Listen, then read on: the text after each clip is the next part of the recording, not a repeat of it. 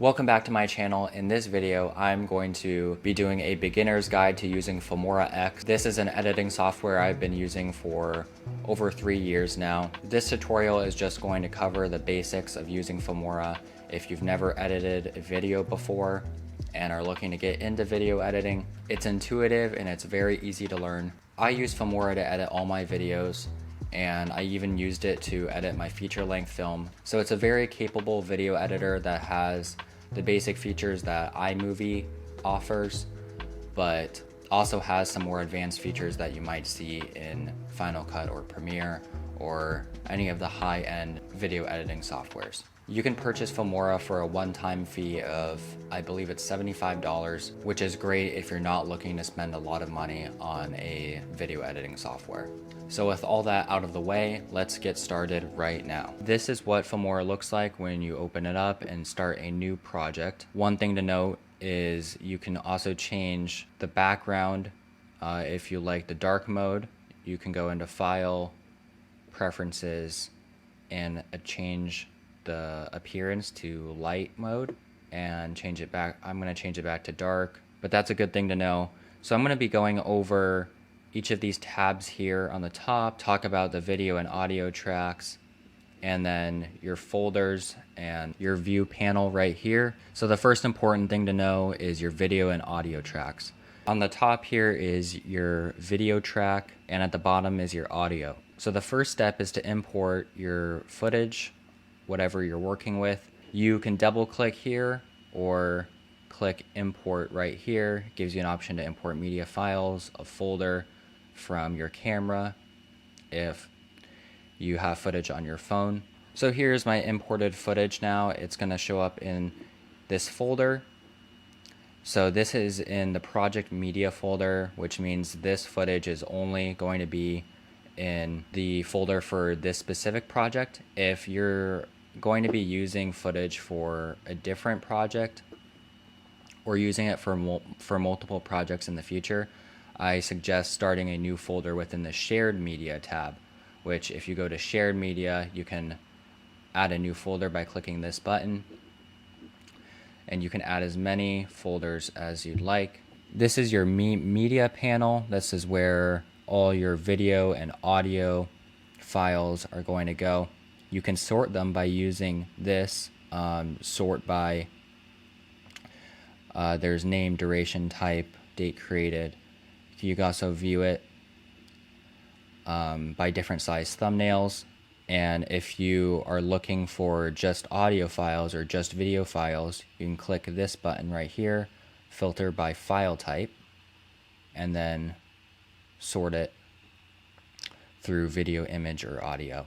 The next panel is the audio panel. Now, the great thing about Filmora is that there's so many presets and different options you can use when you are editing your videos. In the titles panel, again, there are 276 presets that you can use. And all these presets within Filmora really save you a lot of time. Drag whatever template you want into your timeline. Same with your audio files and same with your media files. So now going into the transitions tab, again, there are 233 different options for you when it comes to transitions. In your effects panel, this is where you can find different filters, overlays, frames and borders, light leaks, lens flares, and other really cool effects. In the elements panel, there are a ton of options if you ever were to use them. And split screen is another great thing about Filmora. You can use multiple clips and organize them within these split screen templates. But those are all the panels in the top left here. So now actually editing a video from the beginning, I usually like to start with a black screen that fades into the video. So all I have to do is go to the media panel, sample colors, and in sample colors you have a bunch of these backgrounds that you can use.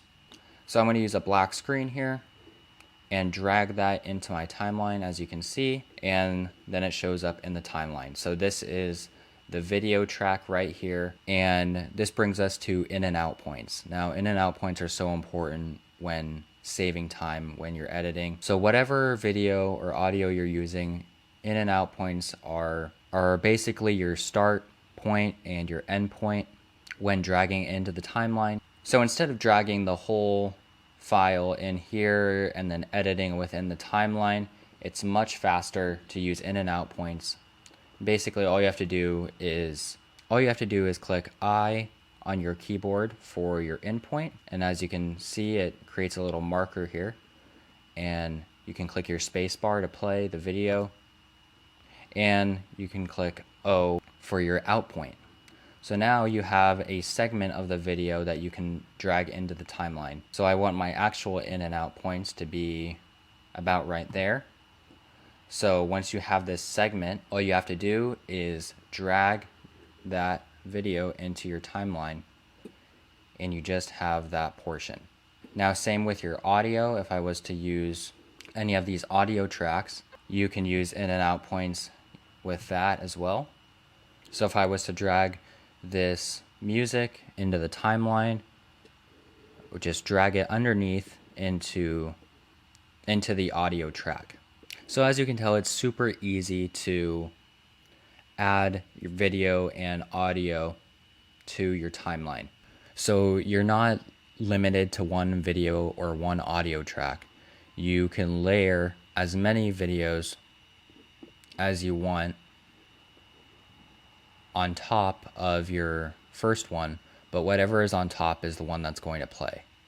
Now, as for adjusting the actual video and audio within your timeline, it's very simple. All you have to do is double click on the audio or video file. It's going to bring up this panel. Now from this you can use fade in or fade out. If you want your music or sound effects to slowly fade in, all you have to do is adjust the slider here. And as you can see, it is showing how far into the clip you are fading in, and same with the fade out feature.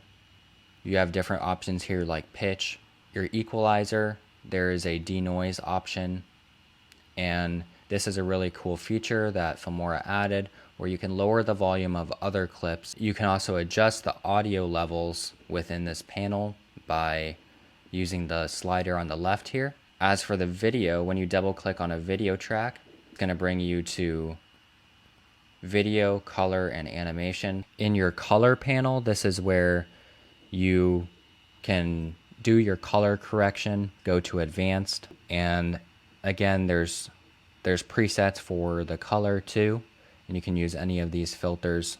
In animation, this is where you can use these preset animations for your video. Once you have stuff in your timeline, you can cut and trim using this cursor here. You just drag this red line through your footage to just skim through it.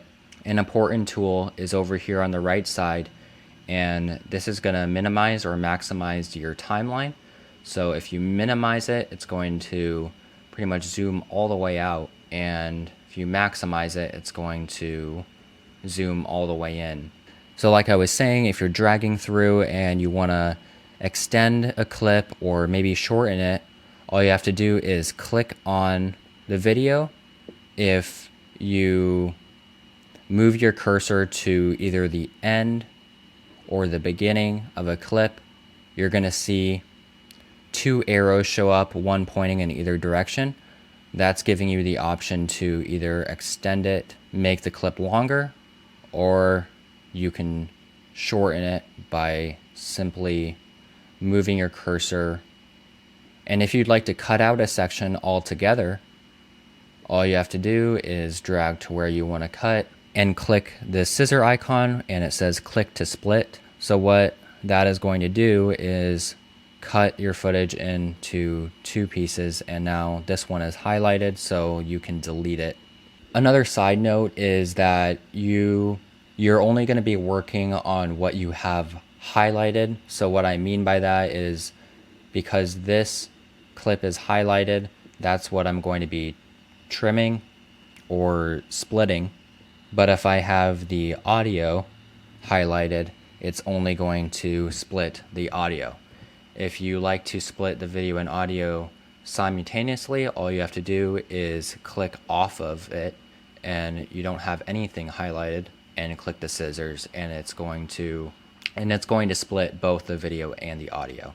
As you can see, you can also trim using the scissors over here, but I find that using this red cursor in the timeline is much faster. And then over here on the right side, this is your render preview. And if you notice that when you're playing back your video in the timeline, it's a little choppy and it's not playing smoothly, all you have to do is click this button or press enter on your keyboard. And what that's going to do is render your video so that you can watch it back. This is your audio mixer. Now within the audio mixer, you basically control all your audio tracks. Right now there's only one audio track, which is the music. But if you were to have multiple audio tracks, you can play the video and control each track so that you have a good audio mix and nothing is too loud or too quiet. So with all that being said, that is a beginner's tutorial for using Filmora X. But in future tutorials, I'm going to be going over more in-depth how to use these features and really creating cinematic professional videos. This was just a beginner's guide for anybody looking to start video editing. I hope you found this video helpful, and if you enjoyed this video, be sure to like and subscribe for more content. Thank you so much for watching, and I'll see you in the next one.